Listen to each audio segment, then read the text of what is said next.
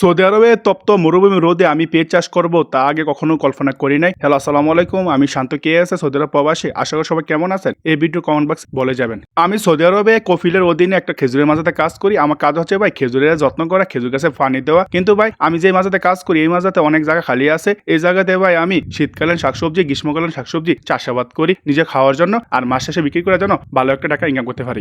গত বছর আমার মাঝাতে 3 কাঠা জমিতে আমি পেঁয়াজ চাষ করছিলাম ভাই, ভালো একটা ফলন পাইছিলাম। এই পেঁয়াজ আমি নিজে খাইছি, বিক্রি করছি এবং কফিলকে নিয়মিত দিয়েছি। তারপরে ভাই অনেকগুলো পেঁয়াজ নষ্ট হয়ে গেছে। তাই এই বছর শুরুতে আমার মাঝাতে আমি পেঁয়াজের দানা ফলাইছিলাম, প্রচুর পরিমাণে পেঁয়াজের গাছ উঠছে।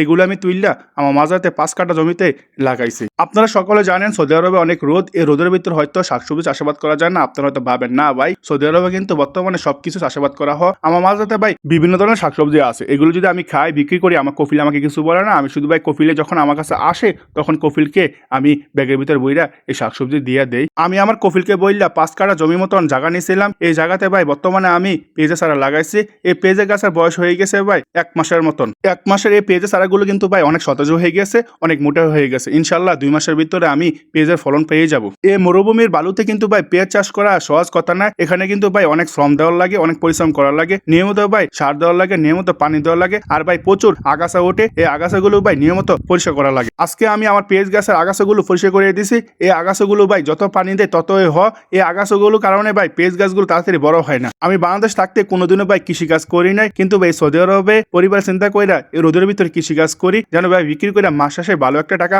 বেতনের বাইরে ইনকাম করতে পারি। বিদেশের মাটিতে ভাই কৃষি কাজ করতে গিয়ে দেশের মাটির কথা খুব মনে পড়ে, কারণ ভাই দেশের ভিতরে কোনোদিনও ভাই চাষাবাদ করি নাই। এই সৌদি আরবে শাকসবজি চাষাবাদ করি আলহামদুলিল্লাহ। দিন শেষে একটা কথা বলি ভাই, যারা আমার মতন মাঝাতে কাজ করে তাদের বেতন কিন্তু একদম কম। তারা যদি ভাই মাঝরাতে শাকসবজি চাষাবাদ করতে পারে তাহলে কিন্তু ভাই বিক্রি করে মাস শেষে ভালো একটা টাকা ইনকাম করতে পারে। তো ভাই একটা কথা বলি, যারা আমার মতন সৌদি আরবে মাজা কাজ করেন, যদি আপনাদের বেতন কম হয় দয়া করে ভাই কষ্ট করে শাকসবজি চাষাবাদ করবেন, তাহলে ভাই ভালো একটা টাকা ইনকাম করতে পারবেন। আর ভাই আমাদের মেহনত আর আপনাদের দোয়া এ নিয়ে আমাদের প্রবাস জীবন। যদি ভাই ভিডিওটা ভালো লাগে অবশ্যই লাইক কমেন্ট করে দিবেন আর চ্যানেলটা সাবস্ক্রাইব করে দিবেন।